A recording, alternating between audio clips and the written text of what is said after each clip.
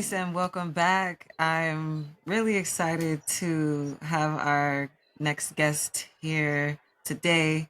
This person is definitely like inspiration to myself.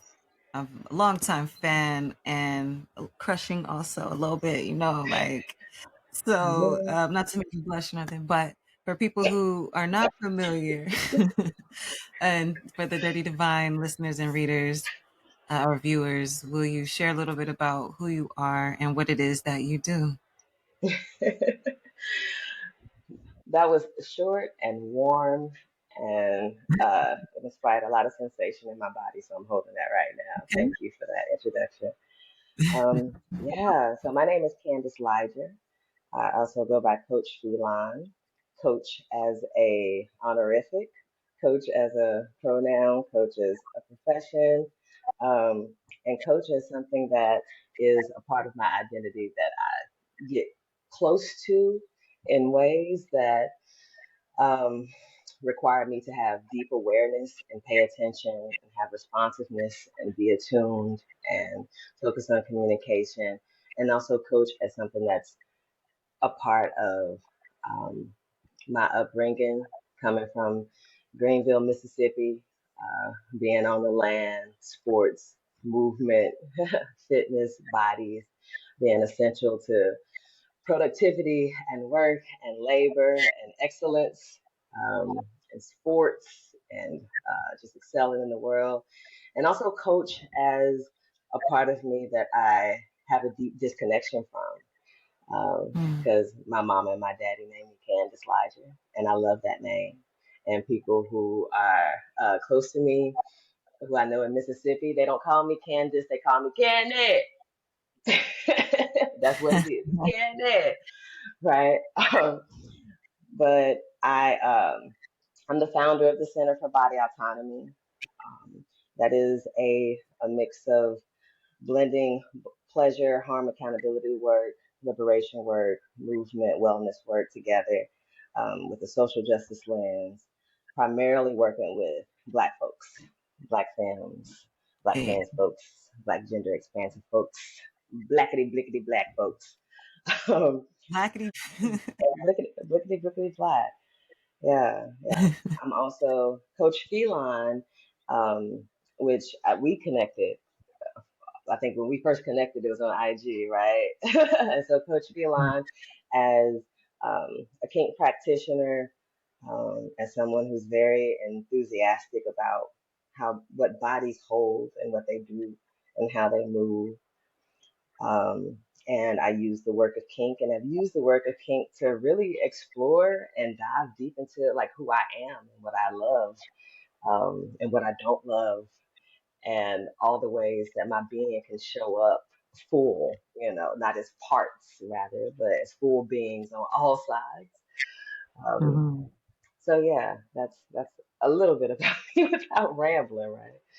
Right. No, it's Yeah, it's time to ramble. it's But time thank to you. That ramble. was well said. And sounds like you're in the business of black bodies and autonomy. So Hmm. yeah, I appreciate you sharing all the ways that allows you to show up because nobody's just one thing or, Right. you know, I do one thing. So thank you for that. You Hmm. recently started bringing public um, tick. Can you share a little bit about that and what kind of led you to that path and how did you end up doing this kind of harm reduction and the good word of, restorative and just healing practice? Hmm. Hmm. I will say I started doing this because I recognized very early on that I'm a motherfucker, and part of part of me knowing that I'm a motherfucker is um, like I remember being in my room at 10 years old reading Stephen King. I don't know what everybody else was reading, but I was reading Stephen King, and I was Sounds obsessed. like what I I was obsessed with Stephen King and Edgar Allan Poe, right? mm, And it just fascinated me. It just fascinated me, like the other side of thought, especially growing up in the South where it was largely religious. Um, and, I got into this work as a sex worker at the age of 21.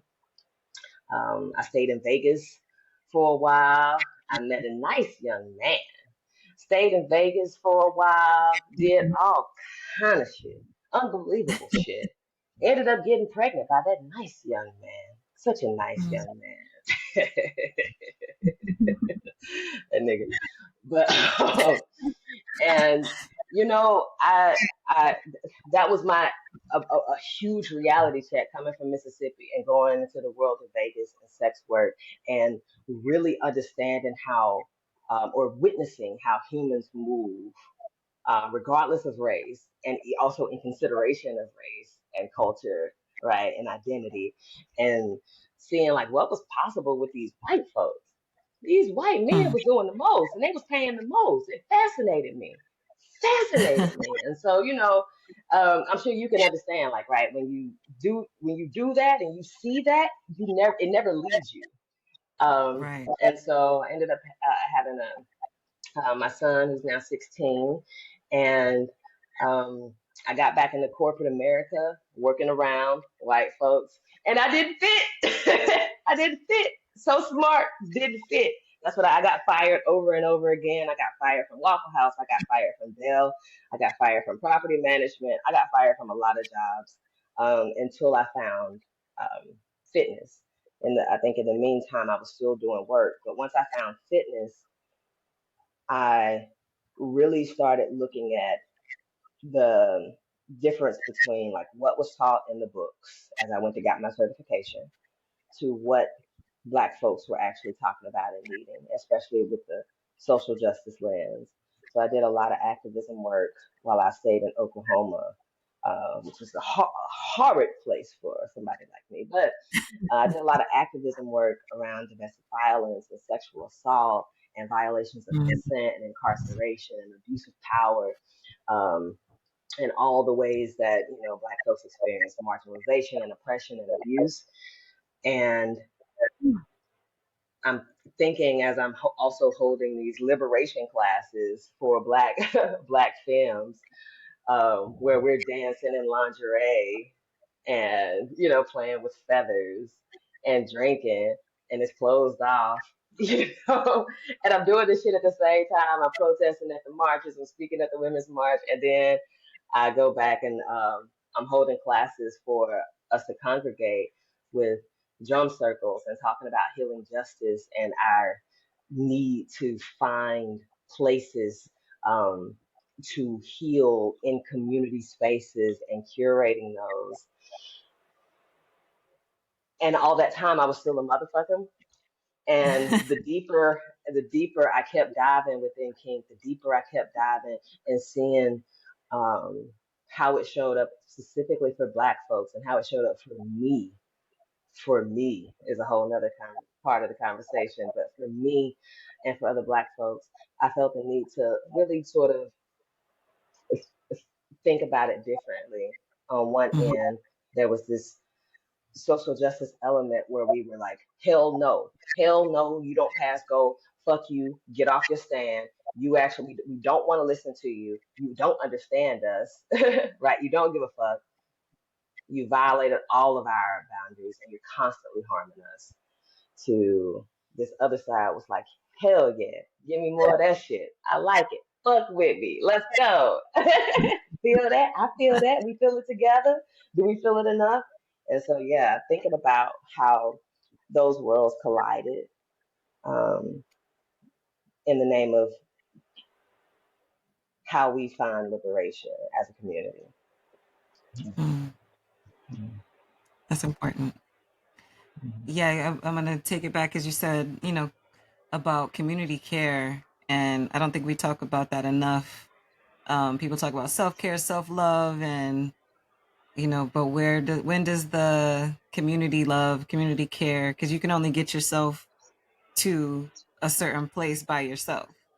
Right. And if the community, like, for example, rejects you, at what point where do you find that healing again? Do you just bounce around until you finally find acceptance? So I appreciate the radical ways that you show up and allowing people to come, make their way into love, into care, into Mm-hmm. safety.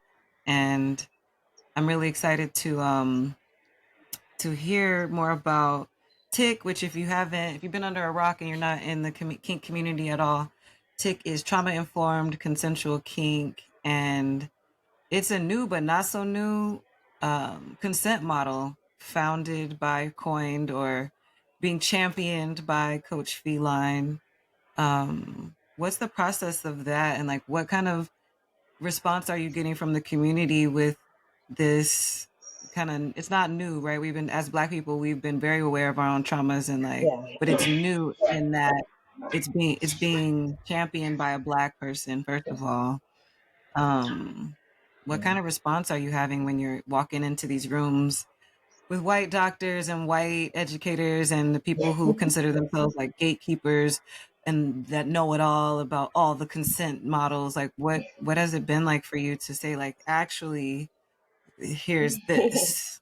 And can you share a little bit more about what TIC Yes. is? Yeah. Yeah. I can honestly say I haven't walked in a room with white folks and explained to them what TIC is. I have, I think I did like maybe two panels where, virtually, where I talked about TIC with white folks. And TIC is radical because, yes, it does apply to white folks, but it wasn't the community intelligence that has invested into TIC has been inspired by Black sex workers and kink practitioners and mental health Mhm, professionals. Um, so trauma informed consensual kink. This framework, we coined it in 2020 as a part of the Consent Conscious Project.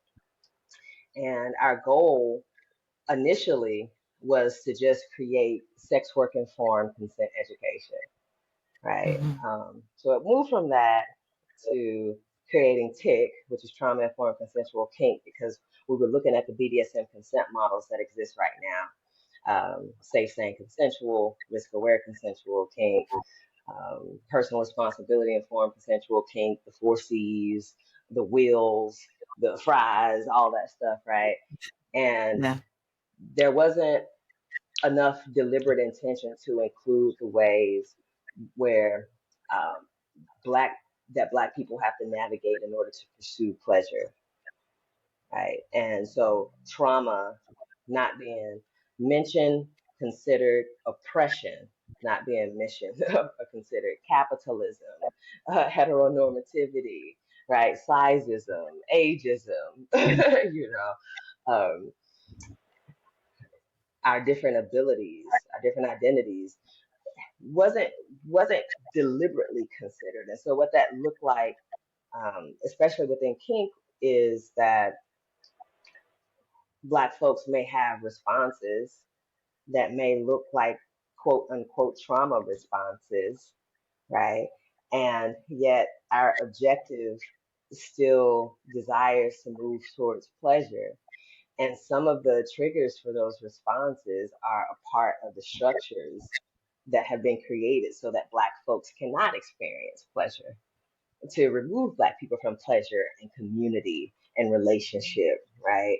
Um, and so we just felt like there wasn't a consent model um, present that demonstrated how Black people utilize our resilience, utilize our awareness, the trauma that we may hold generationally, systemically, how those traumas are parts of us that we're always having to move through. And named it trauma informed consensual kink while knowing that the trauma informed landscape right now is just getting bigger and bigger and it's very white dominated. And so part of the radical nature of it was being a trauma informed framework about pleasure that was created by Black people. With Right? Black people Because in I don't, mind. Black Yeah. people in mind, Black people at the center. Um, I do trauma informed work. I'm also the co-director of trauma informed weightlifting.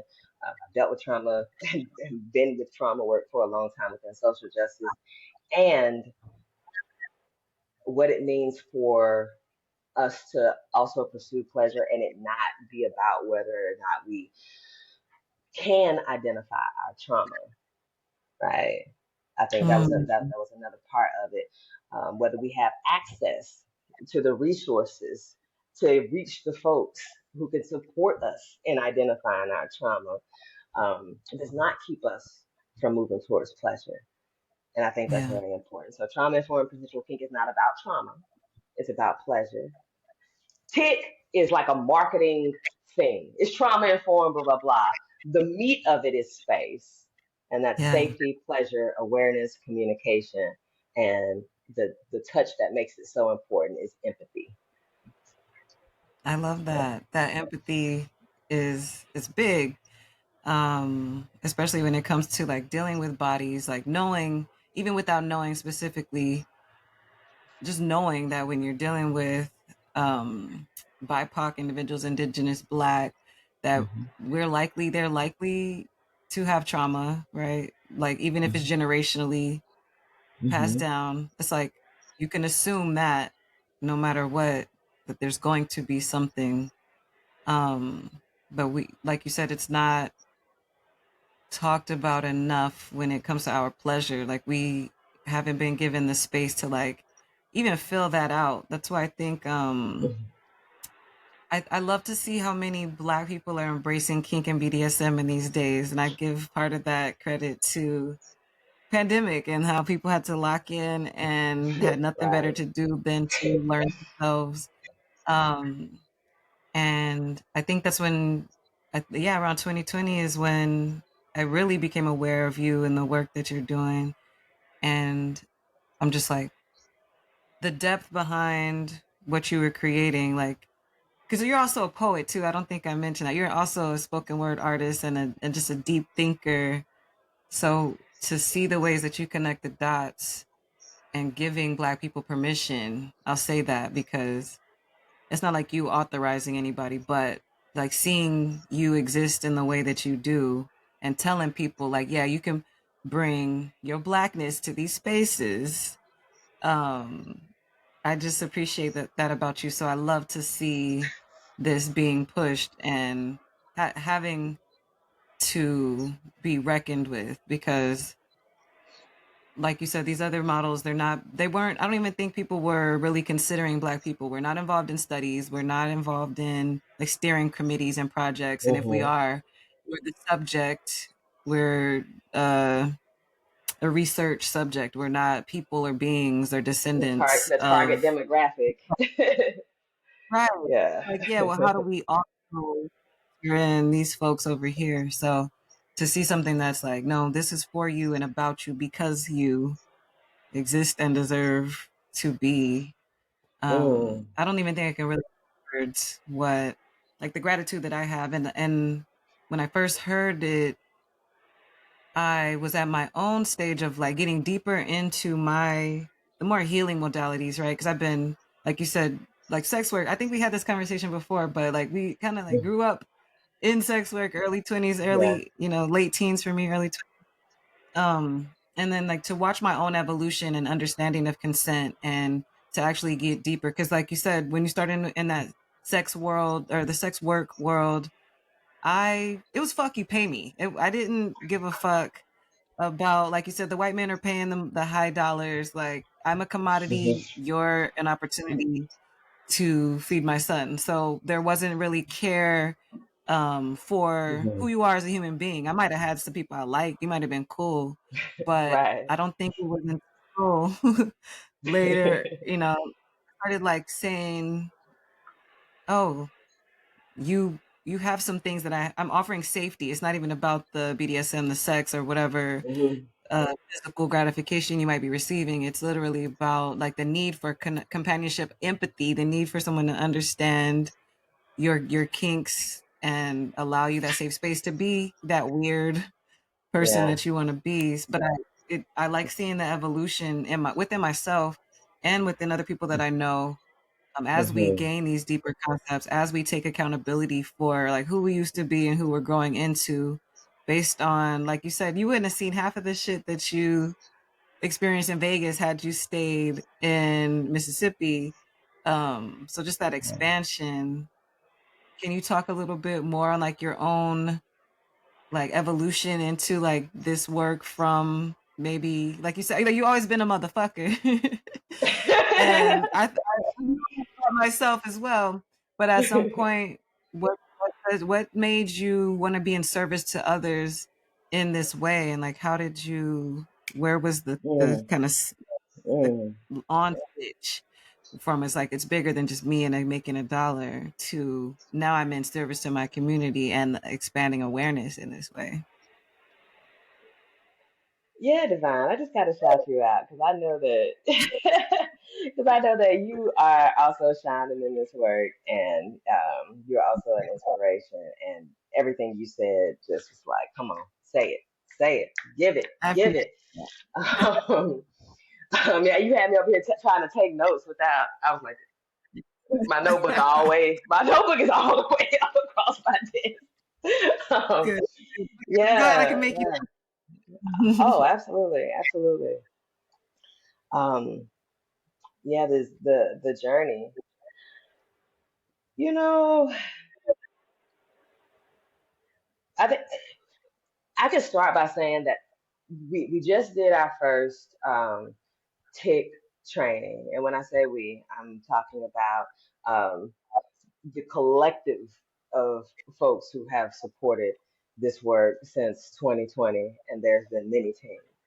And Yeah.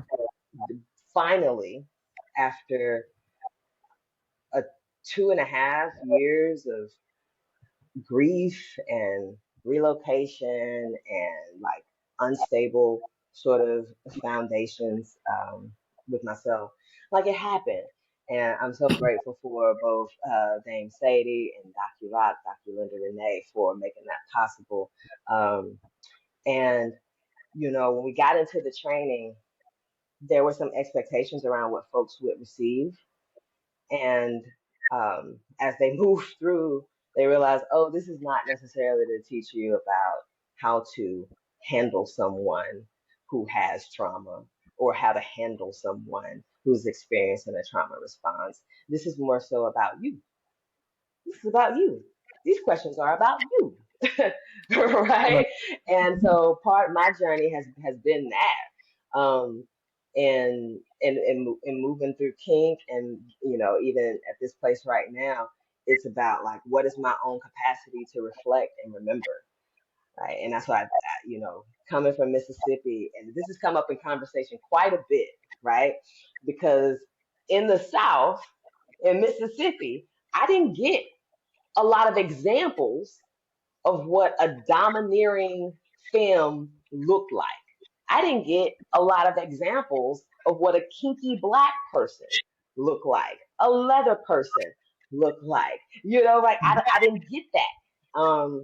And there's like this big geographical difference as far as understanding the way we communicate, how we are in relationship with each other, whether or not community is essential, right, for the building. And I come from a place where community was everything. Like these are people. And so for me, um, as I've been existing on my 39 years on the planet now, um, I come back to the fact that I've experienced a lot of harm being in community, and I've caused harm being in community.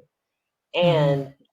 I don't feel like I have a choice, actually, whether or not I am in community or if I don't have a choice to not create spaces or not create things that people may resonate with. That's not a choice for me. I deteriorate if I don't do that, right? Um, and if I deteriorate, then within that my identity is lost. Within that I can't pay attention to the details. I Yeah. lose a sense of my awareness. And so, yeah, I would say the journey has been a lot of deep reflective work and really knowing myself and understanding myself and being disgusted at myself and celebrating myself. Um, and not, and I come, and I just want to, let me say this right now. I come into this as someone who founded the Center for Body Autonomy, founded Consent Conscious, developed a team to create TIC, created all that shit, and I do not want to be held as a hero or an archetype that strips away my humanity because, like we talked about before, I started one of my identities is a motherfucker, and it's not one that necessarily seeks to cause harm, but I do recognize the impact of my being. I do recognize the intensity of my being. I do recognize the needs of my being, Yeah. and how to nurture those, my boundaries, the things I want to experience, the things I don't, the things I'm willing to explore, and that kind of guides the work. So yeah, I come I into love this. that. This journey has been being someone who doesn't desire to intentionally fuck up, but does desire to have grace when the fuck up happens. Mm, Motherfuckers gonna fuck up. right. Yeah. For real. Giving Yeah. ourselves grace is really important too. Like Yeah. acknowledging that you are a different version than you were. Um, yeah, I've battled with that a lot because like some of my archetypes are dark and deep, like my vampiric nature, all these things. Like I strive to be Hmm. ethical and consensual in all I do.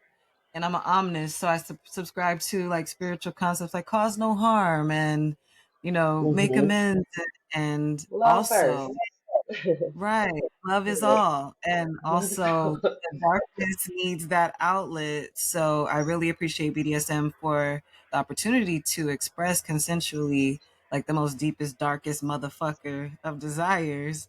And to find people who I can engage in power exchange and territorialism and all the things that are considered like shadow traits and stuff like that.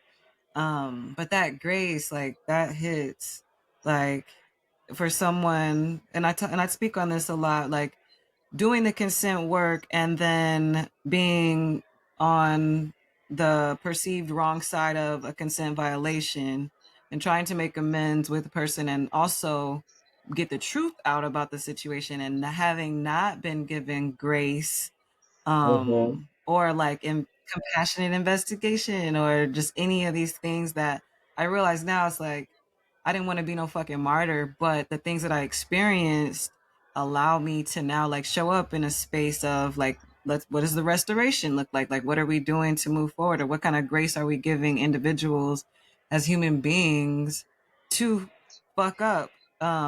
Like we're going to cause each other harm and unintentionally, Yeah. intentionally is Right. the what we try not to do just as easily as we can be like disappointed or like hurt by other people's actions. Hmm.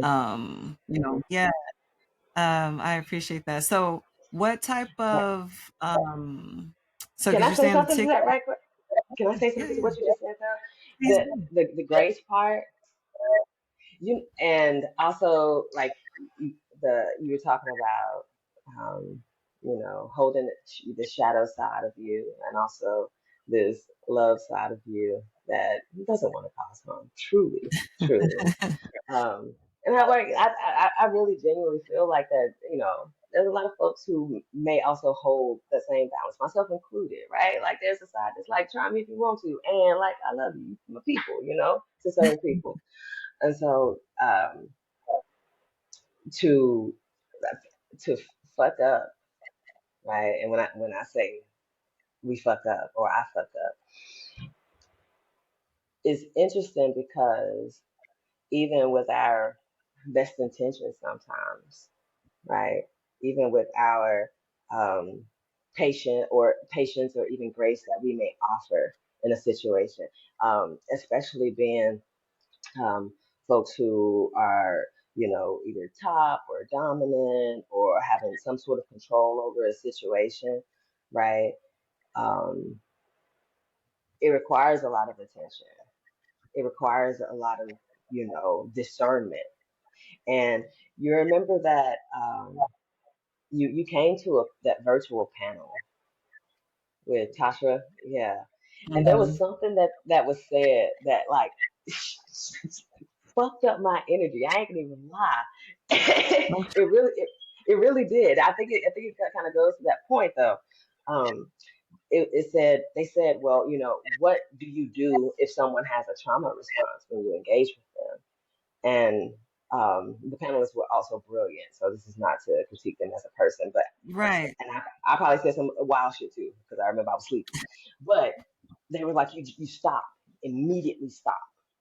You And, like, immediately name it or stop. acknowledge you're thinking You it. stop it and acknowledge it. And yeah, when thinking about that and like how we take care of each other, and also our responsibility within our identities within kink, right, to take care of the person that we're also holding in that space.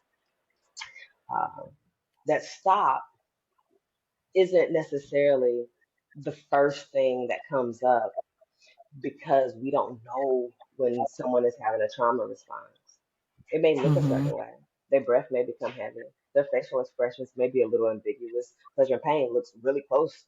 Looks really close together in its intensity, right? Um, so to misread it,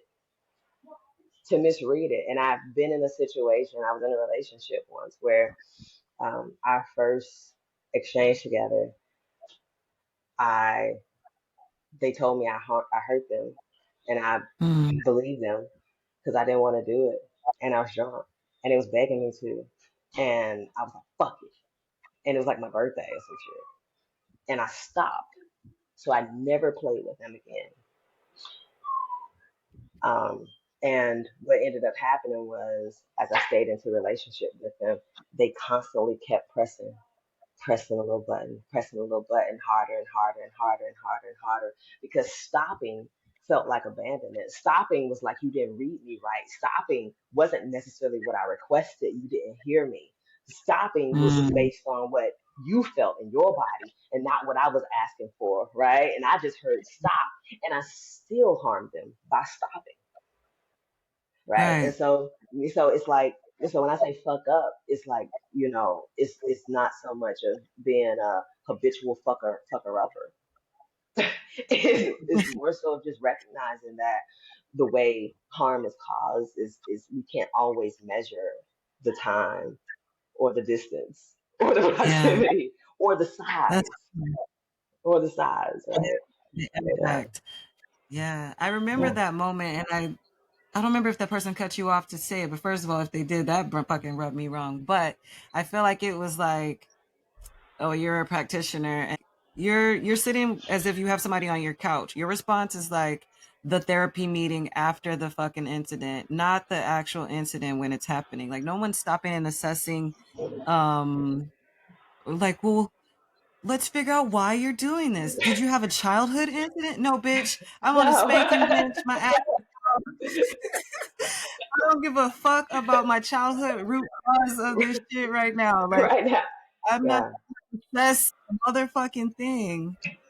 So yeah, I felt like it was a very clinician response, and I don't remember who exactly it was. And it's not like I'm generalizing people and stereotypes, right? Because like Yeah. one day I might be a clinician, but also right now I'm whooping ass. I'm a practitioner. So no, like you said, and I could tell by your response and how you gracefully corrected what you would do because that's what it was about, your response and how you would handle a situation, and they're giving Mhm. this like code of ethics kind of response, like generalized triage It's type of almost thing, like and I'm AI. It's like I could have put that into mhm. Chat GPT. Like I could have put that into, and I Like did mentioned that. Oh, because like I could be like, what do you do when somebody says, well, first cease the activity. First thing you do is stop. mm-hmm. Next thing you do is assess the situation. Next thing you do, and it's like this is not how we move. This is not how soul Not moves. in This is real not how life. spirit moves. Hmm. Spirit moves in very, very strange and magnificent ways. Yeah, And how we take care of each other is not by assuming, right?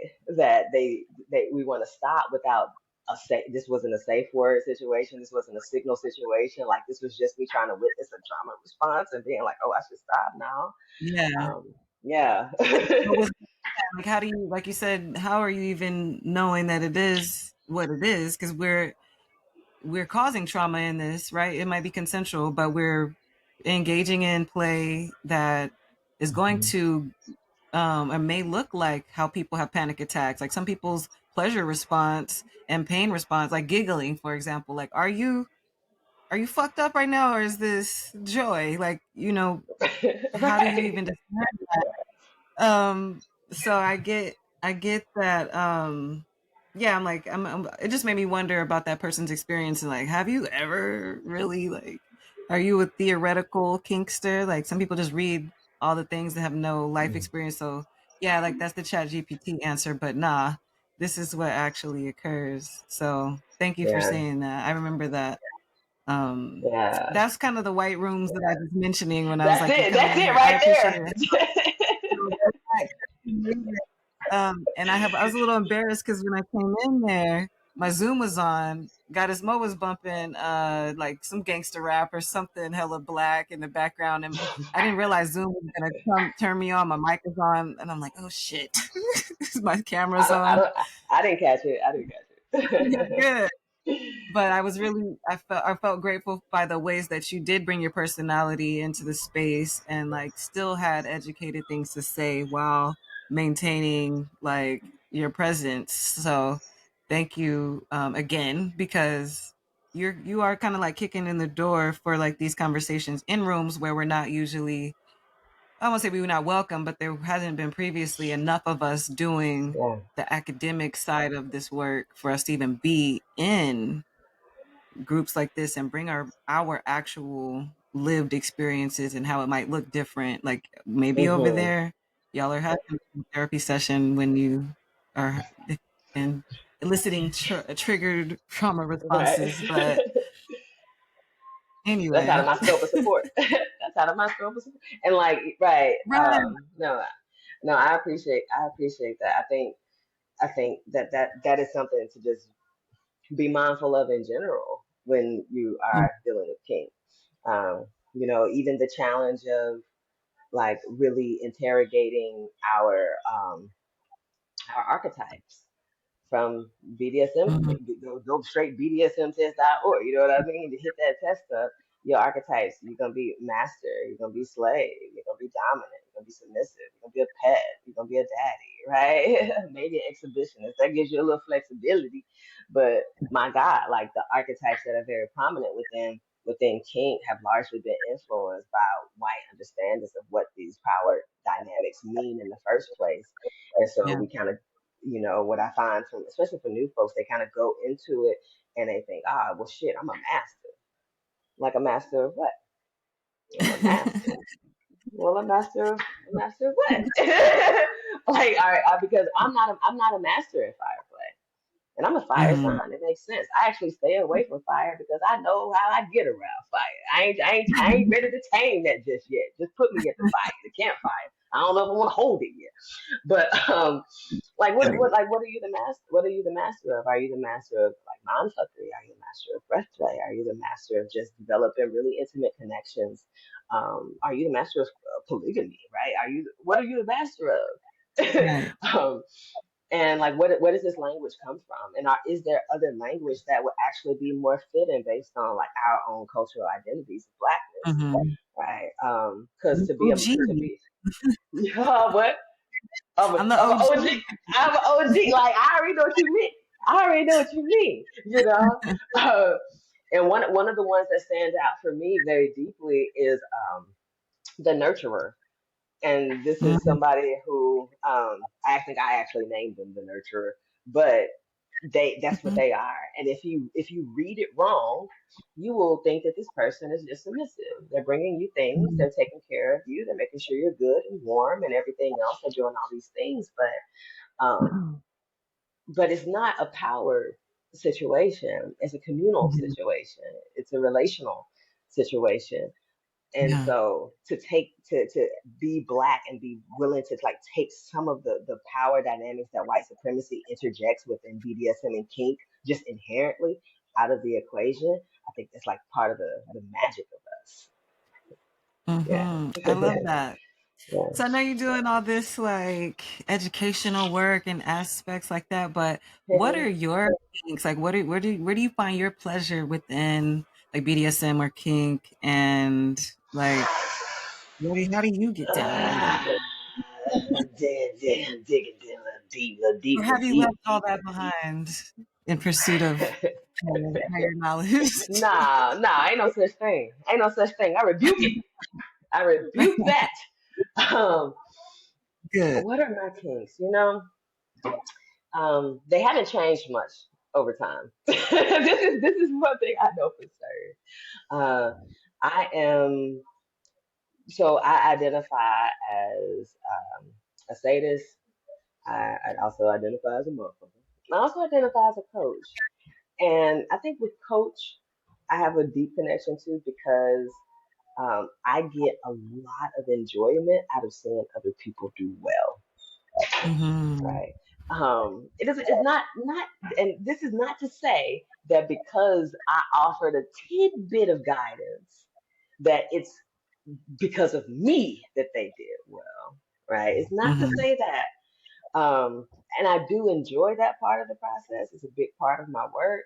But personally, just to see other people do good, especially if we're like in dynamic or in scene, right? Like, wow, you really took that shit. That's good. Like, I didn't see that coming. You know what I mean? You smiling the whole time. Wow, you made some amazing noises. Have you ever thought about becoming a singer? Anyway. Nah, you do not have to commodify your talents. But so I think that is also a part. I have had some deep relationships that were not necessarily where I was like I was, kind of ambiguously all inside the middle, and that shit was great. Nice. That shit's I great. love it. Um, I so some of those are I love bondage. I love rope. Okay. Um, I I'm not a masochist. However, I do enjoy intentionally receiving pain Okay. and doing something with it. But I don't like to receive pain. Doing something with it in the sense of like, oh, this is a useful little this is a nice little gift card I can put under my armpit and use later, right? But Right. um, but I, I feel like part of my background, especially as an athlete, is like I don't enjoy that without it being earned. And so Mm. I don't like brats, and I don't identify Mm. as a brat.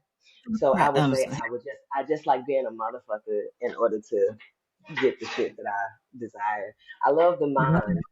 I love the mind. I love one of my kinks is just seeing how people move and look, like facial expressions, like body language. Um, I like seeing when they're comfortable, when they're not comfortable. Uh, I'm very conscious of when I am comfortable or not comfortable. So like I'm very empathetic to that kind of shit. So when I can sense that, that feels amazing. And just some other shit. I like breath play. I like slapping. Mostly for for me, I also identify, and I'm going back to this, is largely asexual. Okay. And I identified as asexual before going on like a 6 year bout of celibacy. And I've been through like a lot of bouts of celibacy. I'm in a bout of celibacy right now. It's very intentional. And I Mm. like taking years, you know, um, Nice. to do so. So I think part of it is the one of my kinks is how folks construct thoughts and communicate, right? How they share their Mm. words, how they're understood or felt. Like that's my shit. That's my shit. Yeah, I dig that, and I can relate Yeah. to a lot of those. And like, I consider myself a pleasure bottom. I want to feel some things, but I don't. I'm Hmm. okay with pain, but I tolerate a lot of pain that I didn't ask for. I have a high threshold. I'm like, I'm Right. choosing. I just want to feel some pleasure. But At I least I know where it's coming from. You know what I mean? yeah, and being non-binary, like trans masculine leaning, and like when I was dealing with like body dysphoria and stuff, my kink was my sex. And I still go through these bouts of like asexuality where like mentally I'm aroused, but Hmm. I have no physical desire to engage, but I like giving. I like extracting orgasms and collecting them and giving people Hmm. the pleasure Putting them and in your bag. using A little practice. gift card Yeah, underneath the armpit, like cha-ching, yeah. cha-ching.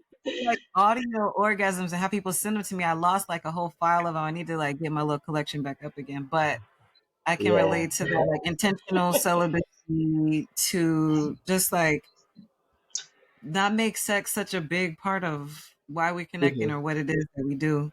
So I appreciate that a great deal.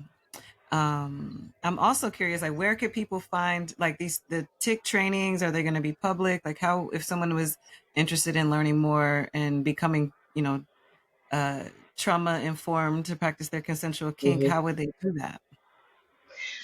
Well, so we just did our first, like I said, tick training in October, and I think part of my reflection from that is really thinking about how I want tick to show up. And I think when I initially kind of gathered it together, I was like, all right, this can be a course. We could sell it to white people, make some money, talk about some real stuff of substance, give it back to the community. And, but that was also coming from a place of survival, right? And didn't Mhm. fit. It didn't fit the work. And so now, what I'm looking forward to in 2024 is just getting Tick into as many places as possible, right? Talking about Tick in as many places as possible, creating more sort of content that folks can like download and access and make available. And so we'll probably only have like maybe one or two trainings next year, but the Okay. goal right now would be to focus primarily on conferences, panels, podcasts. Like I want tick in everybody's mouth. Yeah.